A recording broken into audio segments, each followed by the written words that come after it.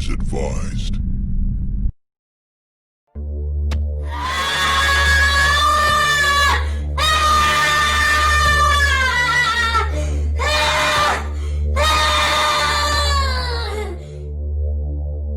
In August 1993, a little boy named John Ashfield, age 6, was beaten to death with a hammer to his head. His mother, Gunn-Britt ASHFIELD, then 25, led the assault. Her boyfriend, Austin Allen Hughes, then 20, was a keen participant.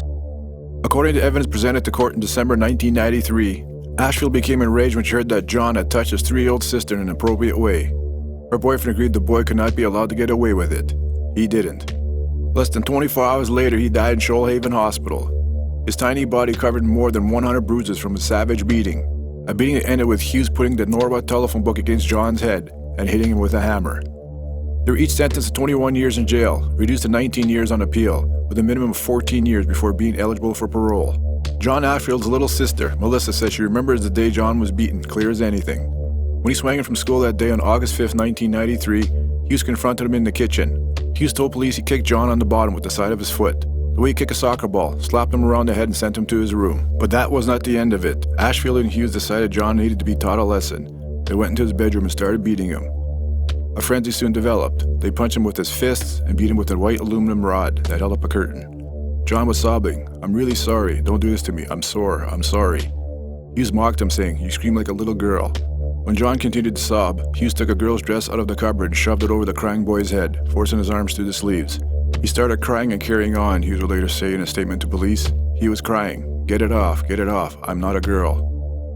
Death came slowly for little John.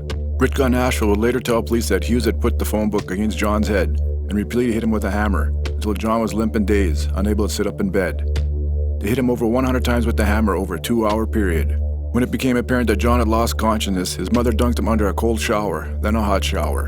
Several hours passed before Ashfield took her son to Shoalhaven Hospital. In the meantime, she told her other children to tell police that John had been beaten by a gang of teenagers while walking through the park. Her oldest boy, then age 8, went on national television to back up the story. In a shaky voice, he said, "We're going to buy milk and bread," when 4 boys said, "Come here, we want to bash you up." The story was never going to stack up. John was cold and bleeding from the nostrils when he was airlifted to Westmead Hospital in Sydney. Dr. Barry Wilkins would later tell the court he had more than 100 different colored bruises, suggesting repeated, non-accidental beating. His small hands were swollen and bruised, suggesting he had attempted to fend off an assault. He had suffered a very serious brain injury. John died the next day, Friday, August 6, 1993. His mother and her boyfriend were charged with murder shortly afterwards. On the day of John's funeral, his natural father, Brian Ashfield, wailed over the white coffin.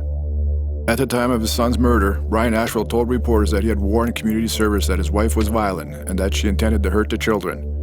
In fact, DOCS had about 35 notifications that all was not well at Ashfield's home. Ashfield asked DOCS to take the kids away from her, saying she felt violent towards them. It is now well over 14 years since Ashfield and Hughes beat John to death, and they have since both made parole. But at the parole hearing, her daughter Melissa Ashfield, 21, opposed her mother's parole during an emotional witness impact she made at the hearing. "The day I'll drop dead for you is the day you drop dead," Melissa said, "and you can go to hell." "I have not seen my mother since I was 11, she said. "The last time I saw her in prison, I pulled her hair and slapped her. I have flashbacks to what happened. She tries to blame me. She tried to get us to help her bash John. She tried to say that John touched me. He never touched me." Annette Ashfield, the sister of Melissa's late father, Brian Ashfield, also took the stand. She calmly stated she had known Ashfield for 28 years and had visited her former sister-in-law in jail a number of times. Annette gave the impression she was about to express sorrow for Ashfield. "I want her to stay in jail and die in jail," she said instead. "I want you to go back to your little cell and hang yourself or put a bullet in your head."